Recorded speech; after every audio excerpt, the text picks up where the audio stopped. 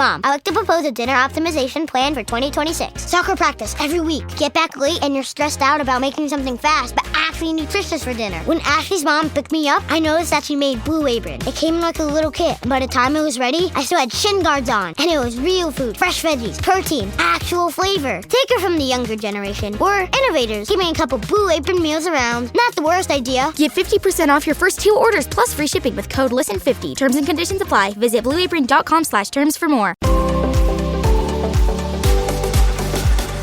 Welcome to Trip Tales, Kelsey Unpacked, where we go a little deeper into all things travel and life. From my trip planning process to favorite travel gear, vacation style, mindset, and everything in between. Buckle up, it's time to unpack some stuff.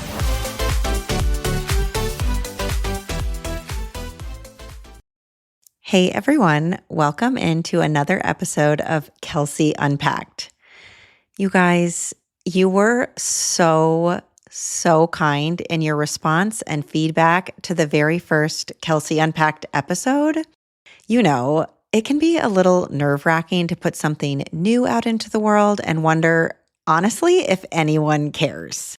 And to tell you the truth, I was terrified when I woke up last Wednesday morning, checked my phone, and saw 0 people had tuned in to the first episode. I have a little app that shows my podcasting numbers. And since the East Coast, gets up and gets their day going earlier, normally I see 100 or 200 listens by the time I wake up in Nashville on Central Time.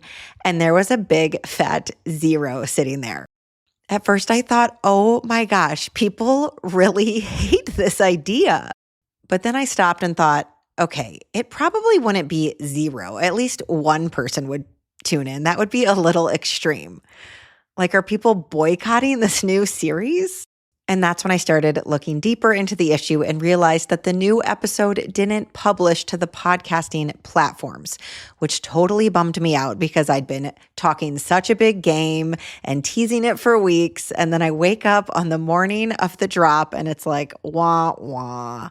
It ended up being a tech issue with my hosting platform, and thankfully they were able to fix it. So a handful of hours later, it actually dropped. So thank you for being patient. I've received more personal text messages and Instagram DMs about that one episode than I have about any of my Trip Tales episodes. And don't you worry, Trip Tales is staying just where it is every Monday. Like I've said, we will still be having a trip recap and a trip story from a guest or from myself. But I had said earlier that I might do Kelsey Unpacked episodes on some Wednesdays.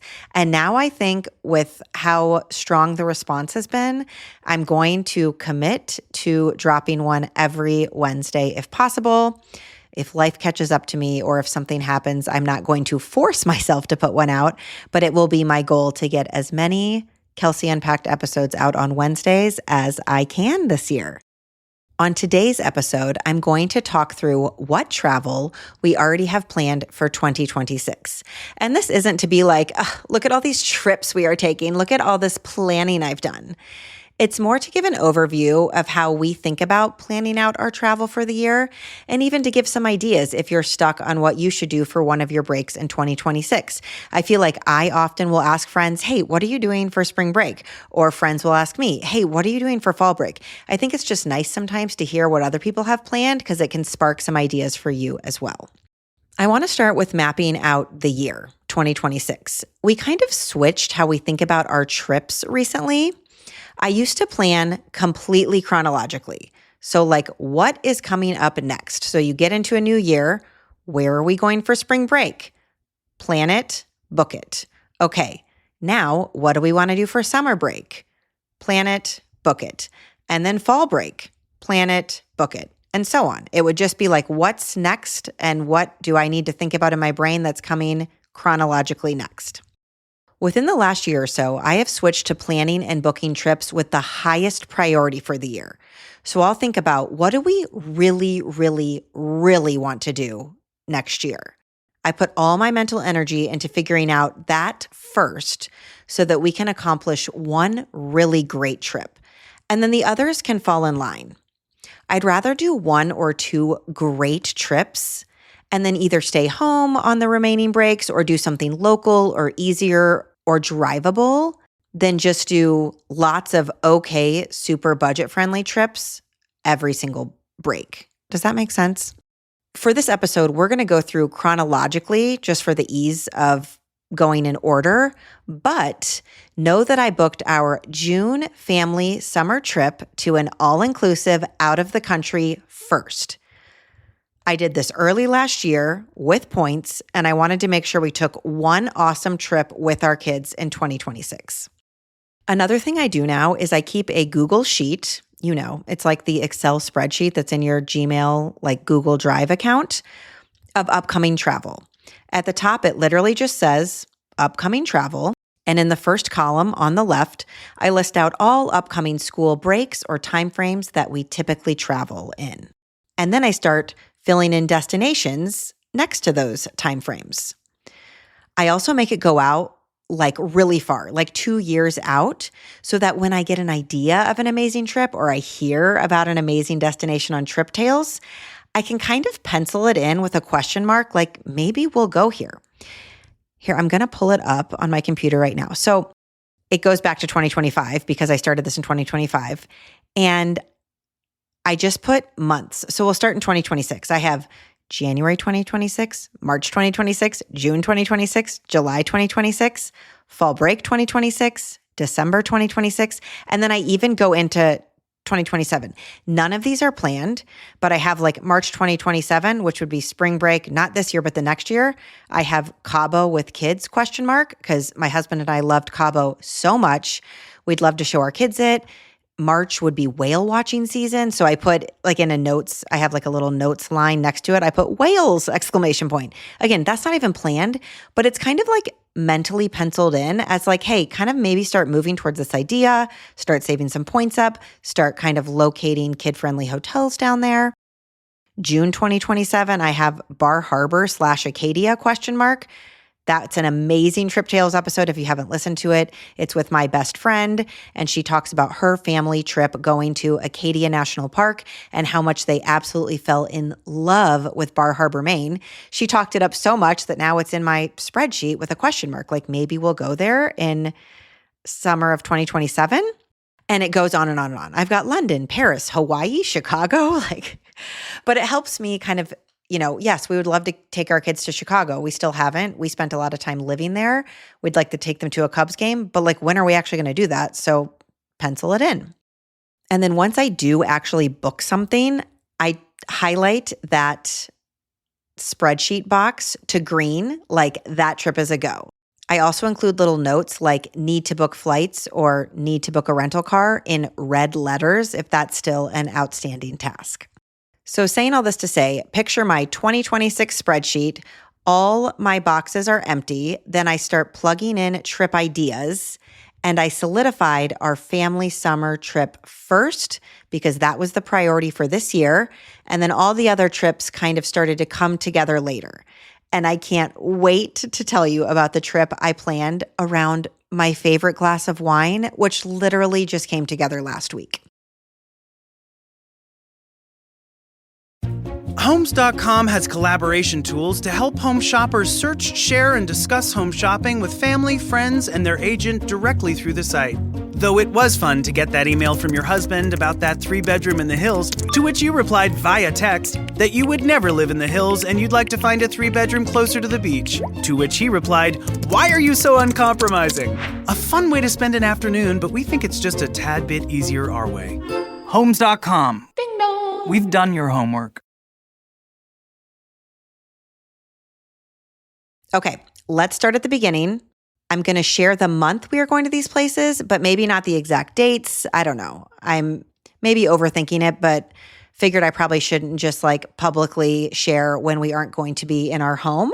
So I'm sure my mother will appreciate that I'm being a little cautious about sharing exact travel dates. Okay, so here we are in January 2026, and in January, we are headed to our beloved Marco Island, Florida for my mom's 70th birthday. Many of you know that my parents do have a place down on Marco Island, Florida, which is why we frequent that little slice of paradise so often.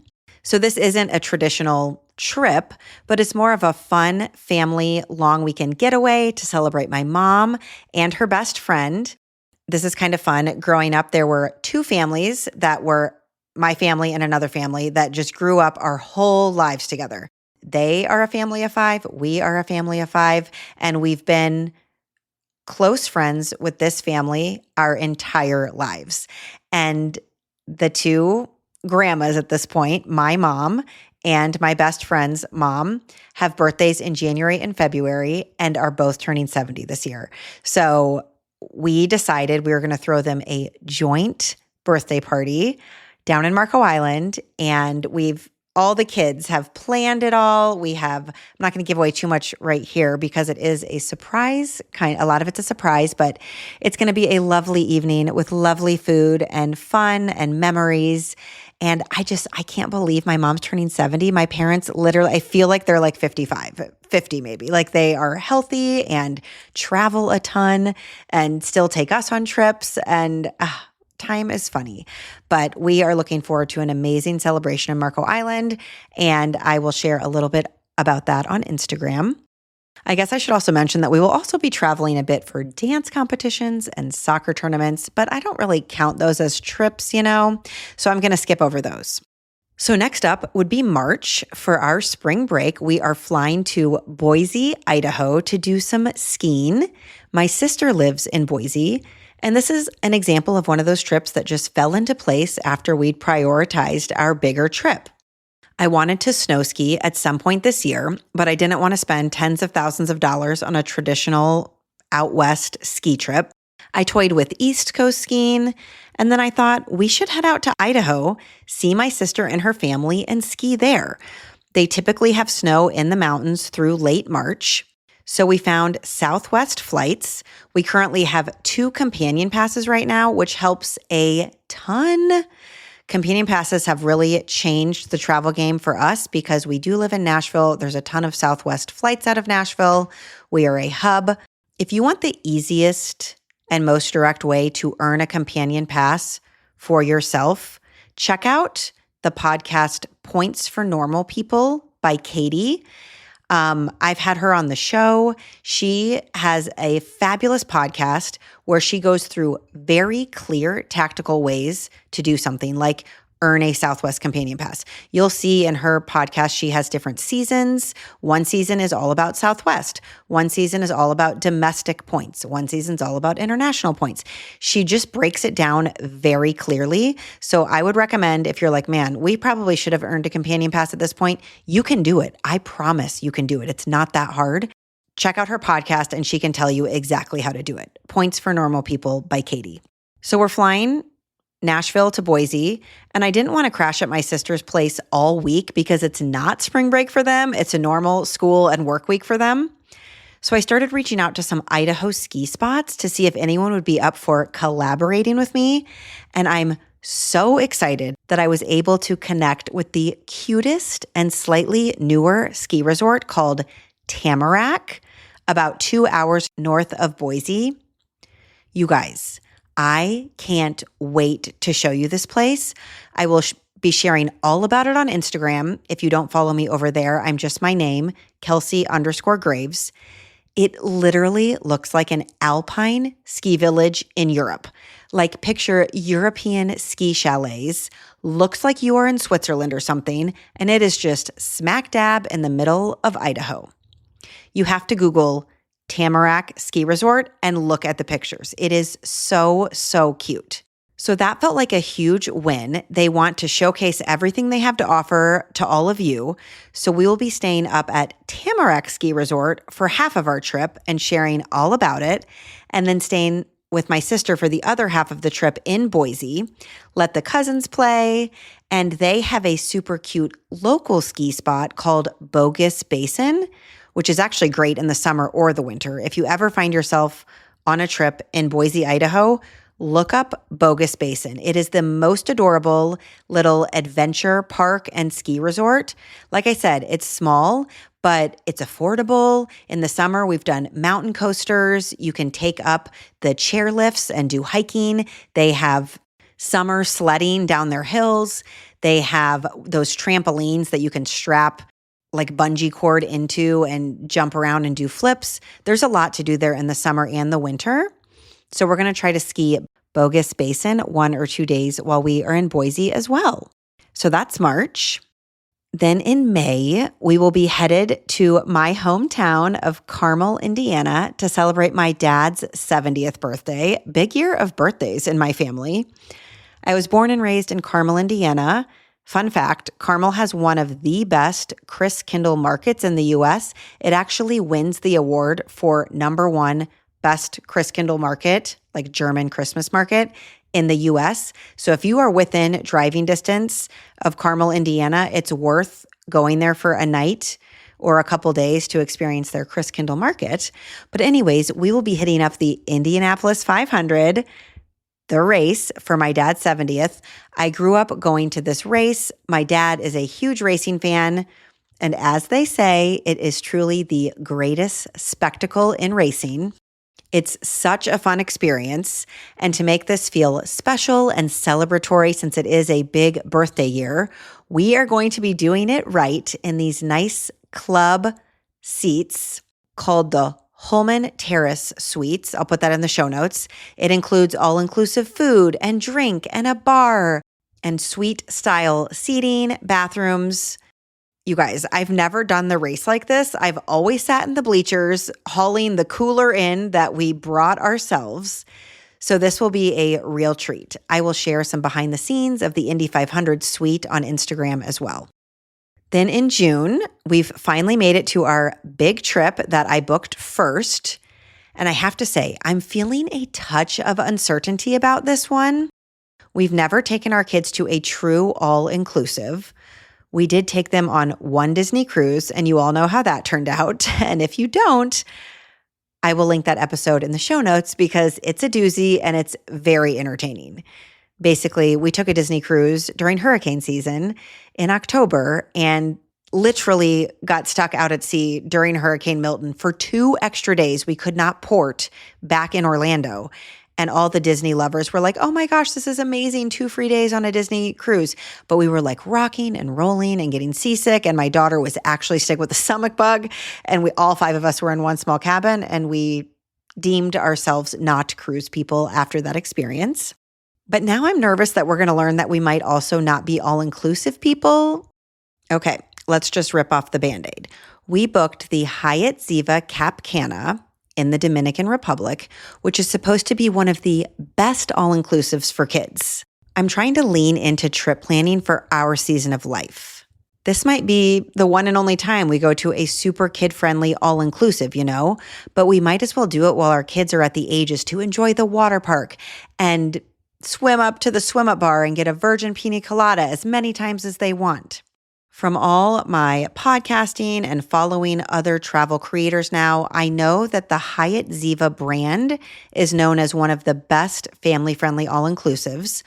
I also had Hyatt points to burn, so I was able to book the room at first with my husband and I for 2 people completely on points, which felt amazing. Like, hello, $0 to go to the Hyatt Ziva Cap Cana in the Dominican Republic for 4 nights, $0. I do have an entire episode on the easiest way to book these Hyatt Zivas for a family. Actually, Katie from Points for Normal People, the podcast, was my guest on that episode. You can scroll back in the Trip Tales podcast and find it. It was called Hyatt Ziva Cancun versus Hyatt Ziva Cap Cana, and she compares those two Hyatt Zivas. That has everything you need to know about booking these resorts on points.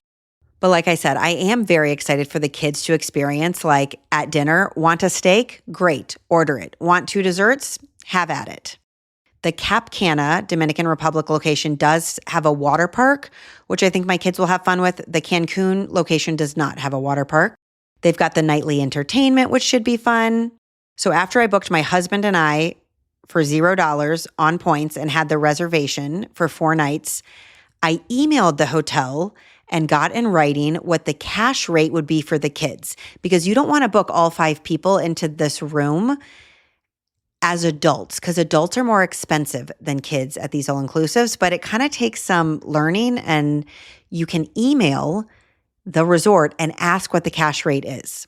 So they emailed me back and said it was $150 per night per kid, so $450 a night.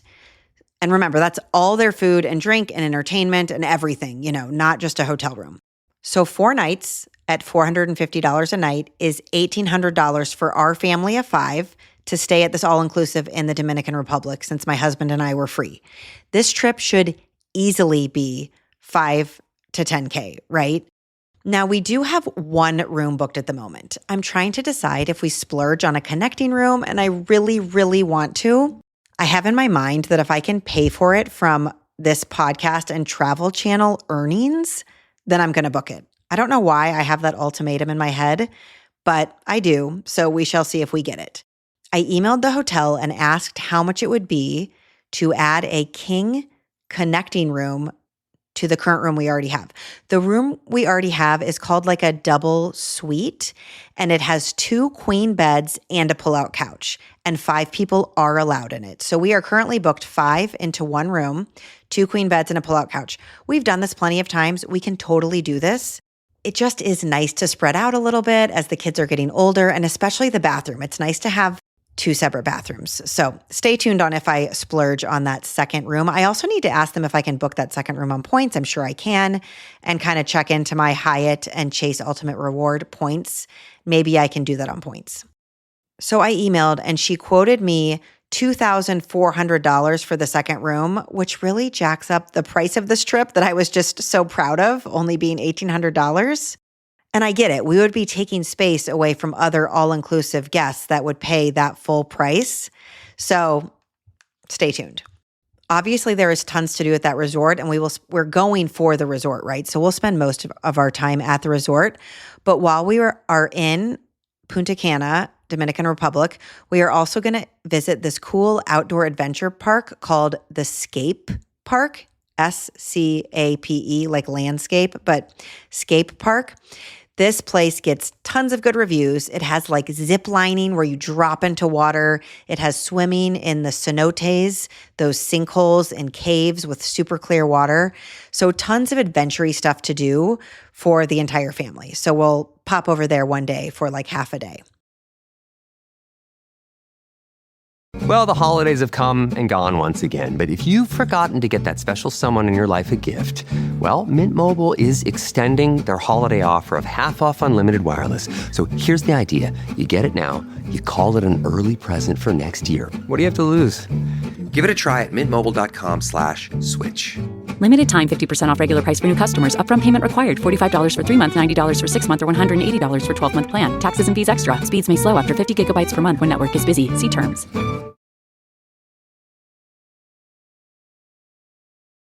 Now onto the trip I am most excited to share about. This literally came together about a week ago. So my husband and I try to get away, just the 2 of us each summer. It's just the easiest when the kids are out of school and they're not having to be shuffled to a million activities and have all their homework and all the traditional hustle and bustle of life. It's easier to ask for childcare when all they really have to do is hang out at the house with the kids.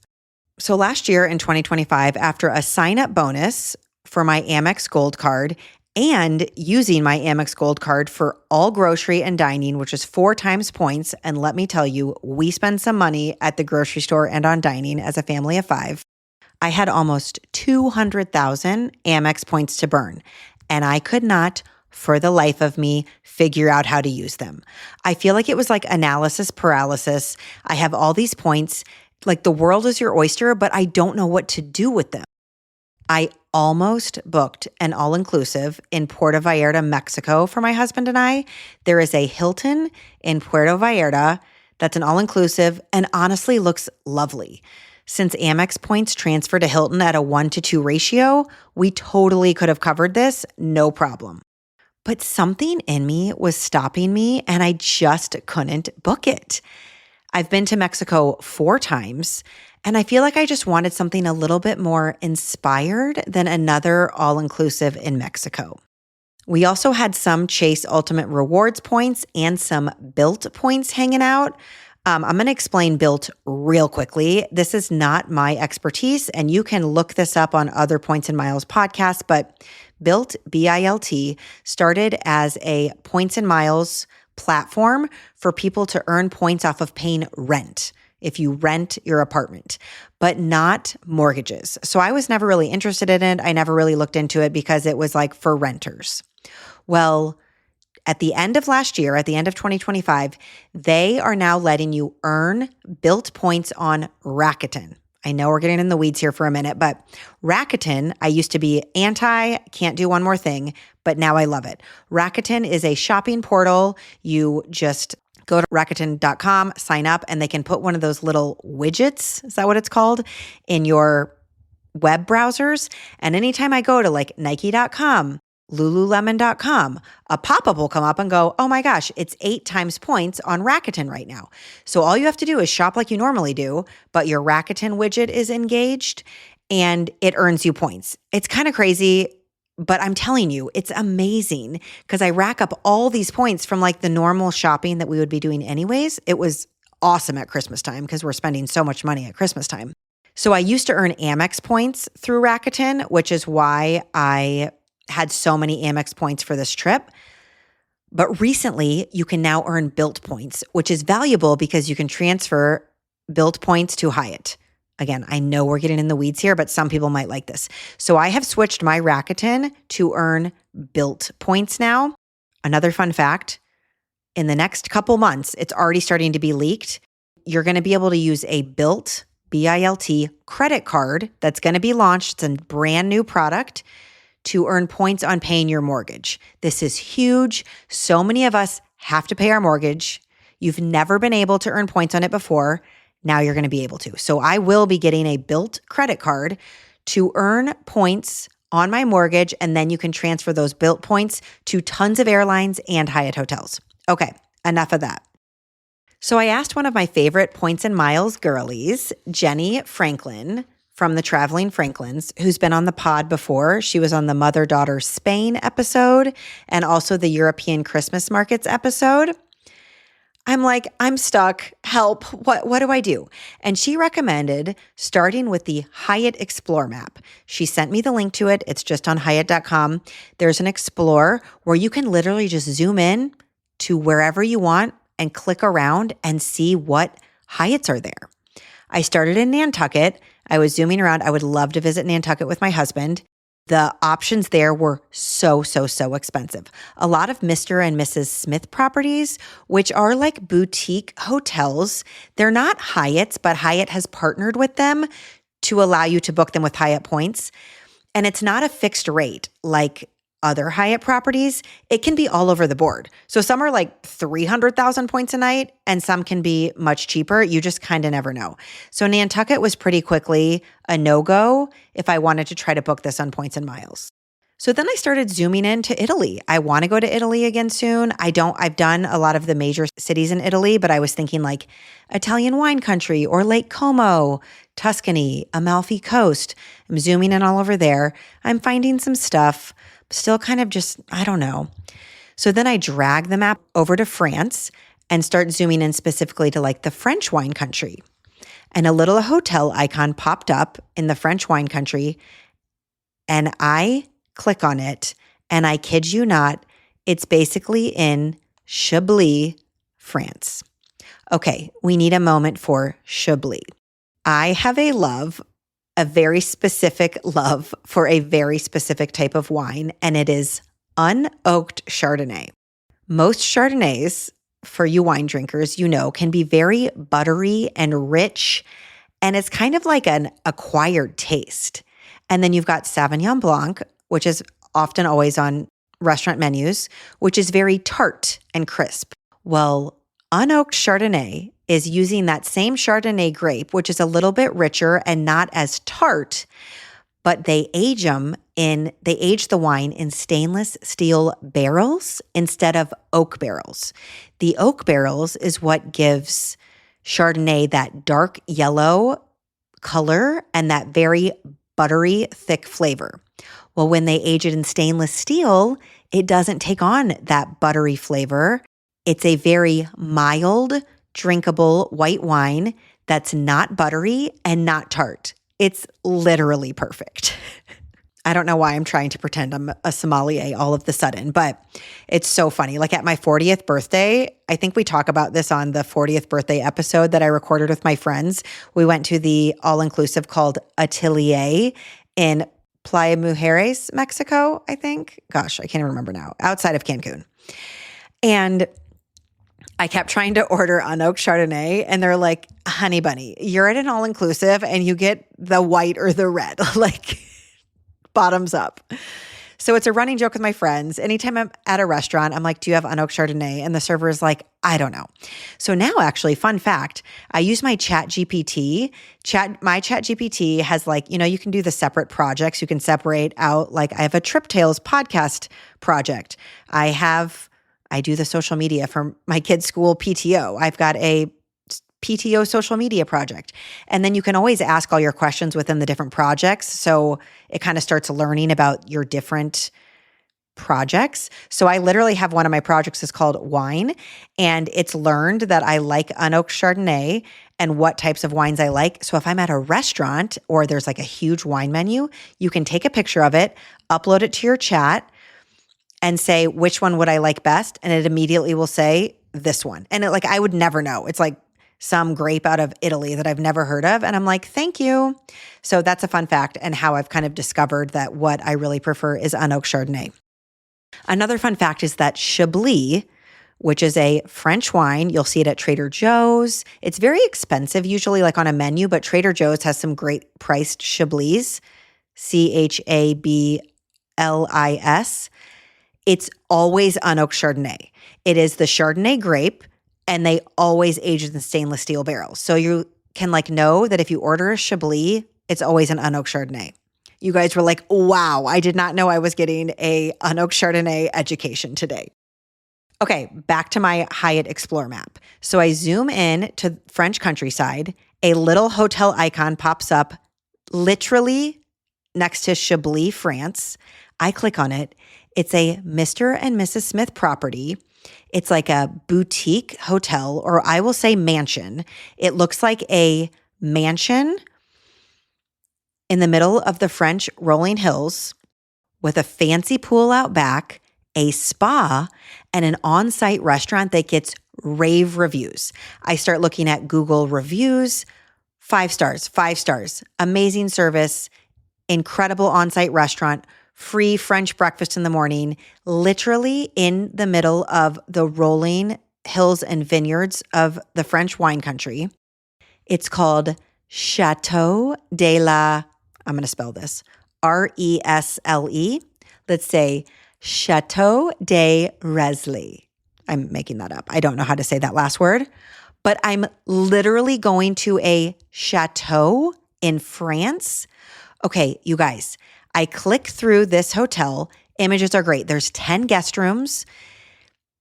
Reviews are off the charts. It's 20,000 points a night. 20,000 points a night. I currently have 200,000 Amex points, and I combined me and my husband's points, and we had over 60,000 Chase points. I literally am freaking out. I call my husband in. I'm like, surprise, I think we're going to France. He's like, what is happening? And so then, as player one in this points and miles game, I have to be like, take a seat and let me take you on a journey. Here's where I've been in my Google search history for the last hour and a half. And we book it. We book this chateau in France for 20K points a night. And our plan is to drive around the French countryside and pop into different vineyards, literally hang out in Chablis, France. So we're technically in that town, the Chateau de la Resle, Resle, that's the town. But it's a 15-minute drive from the town of Chablis. I Google image search this. All of these towns are like old stone French homes, little villages. It looks like Beauty and the Beast, surrounded by rolling hills and vineyards. I honestly can't believe it. And you better believe when I was booking this, I was like, this is going to make a great story to tell on the podcast.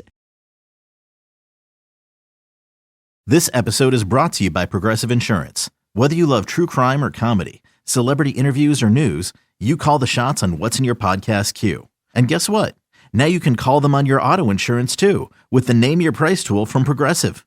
It works just the way it sounds. You tell Progressive how much you want to pay for car insurance, and they'll show you coverage options that fit your budget.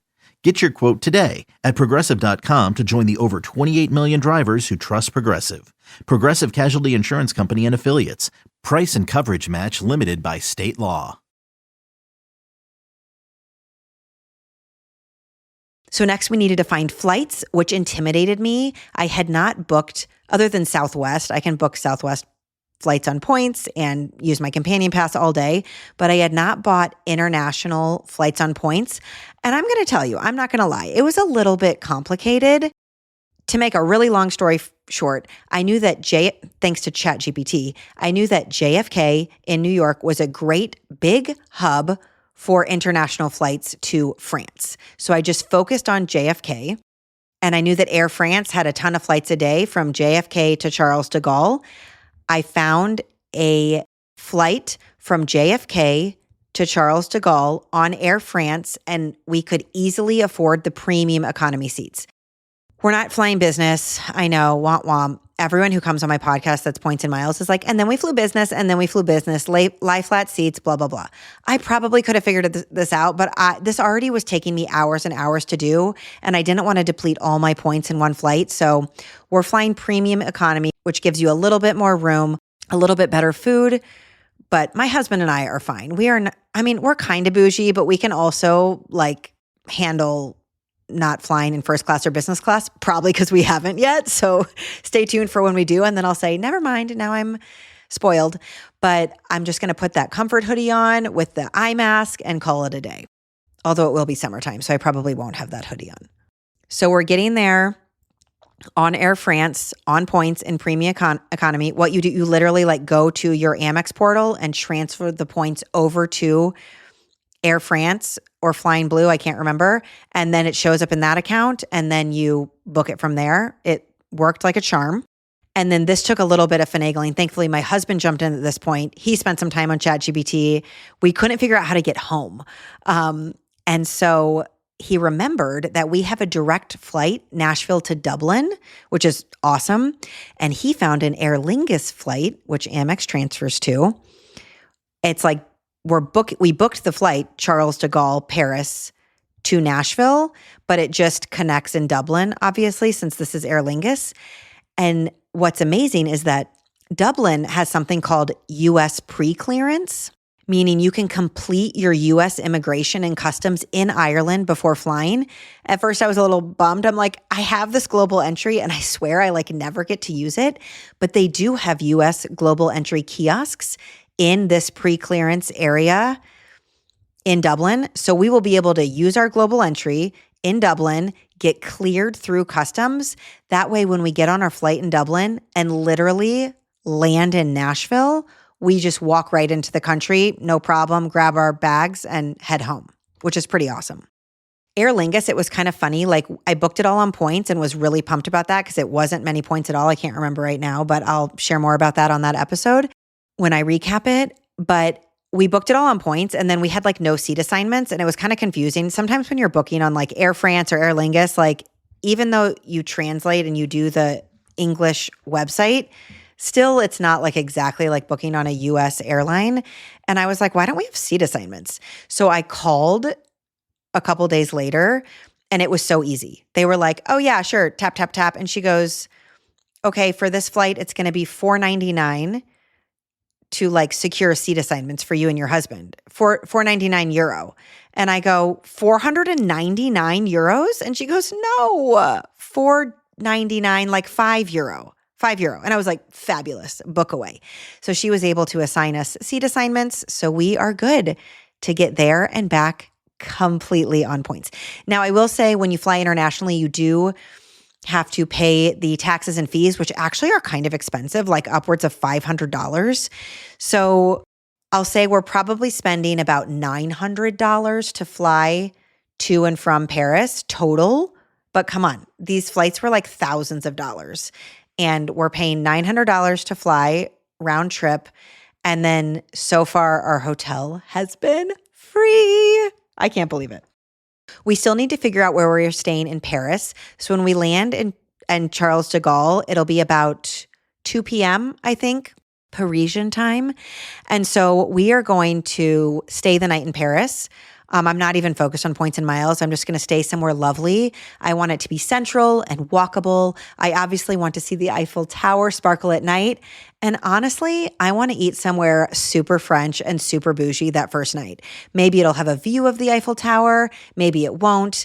But it's just going to be my husband and I, and we are going to have an amazing dinner. So if you have a spot that you're like, Kelsey, you have to eat here if you have one night in Paris, please DM me on Instagram or share it in the Trip Tales podcast community on Facebook, because I do not have that booked yet. I also don't have our hotel booked. I don't really care where we stay. I'd prefer not to spend too much money, like maybe $200 to $300 a night I'd be fine with because it's one night in Paris.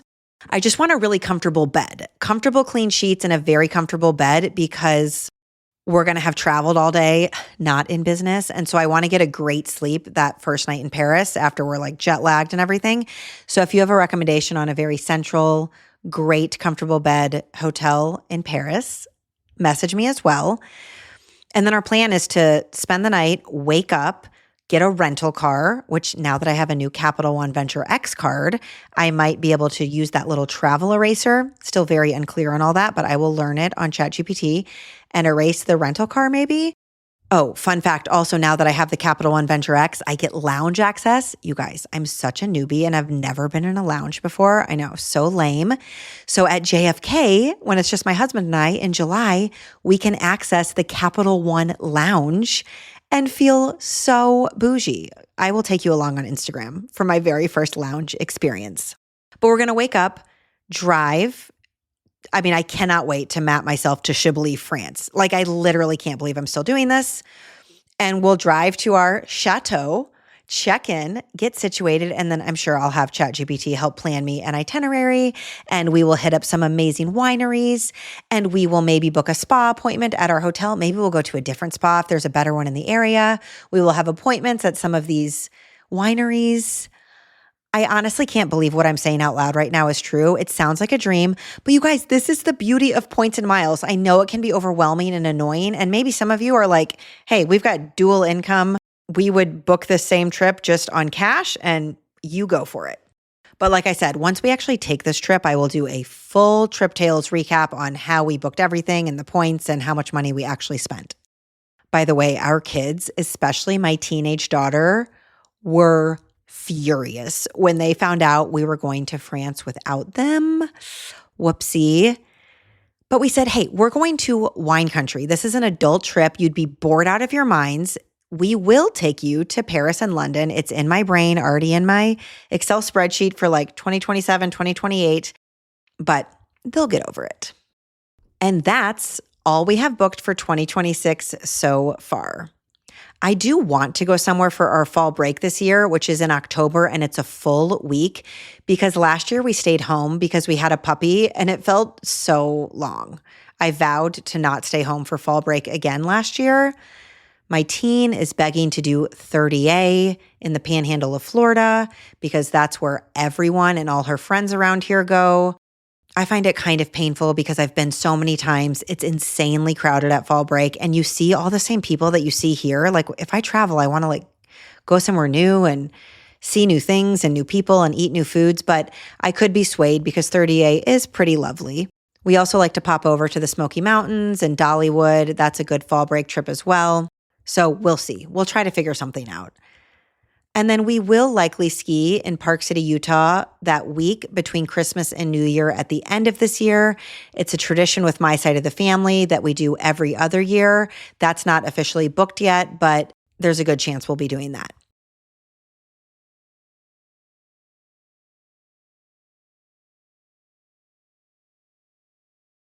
I'm going to end this episode with a quote, just like I ended the first episode with a quote, because y'all really seem to like that. Maybe this will become a theme. Maybe I will end every Kelsey Unpacked with a great quote because I love a good quote. I print them out. I put them on my walls and near my desk. Love a good quote. This one is by author and host of the podcast Success Story, Scott Clary. And he wrote, underrated life advice. Schedule your fun first. The vacation, the dinner, the concert, the weekend trip. Put joy on the calendar before work fills it. Most people work first and play with what's left. There's never anything left. Book fun like you book meetings. Treat joy like an obligation. Happiness needs planning too. Man, that speaks to my soul. As an Enneagram 7, I definitely plan joy and plan the vacation, and it makes our years so much better. It makes building memories with the kids more intentional. And I'm sure a lot of you listeners, if you love travel, feel that in your bones as well. Okay, with that, thank you so much for tuning in to another Kelsey Unpacked episode. I'm having so much fun recording these, and we will keep them coming in 2026. And I will see you on the next episode of Trip Tales or Kelsey Unpacked. Have a great week. Thanks for tuning in to another episode of Trip Tales. Don't forget to subscribe or follow the show, leave a review, or buy me a coffee. And if you do, you can picture me doing an actual happy dance. Also, if you have a trip you'd like to share about on the podcast, send an email to kelsey@triptalespodcast.com and we'll get you on the schedule. I'll see you on the next episode of Trip Tales.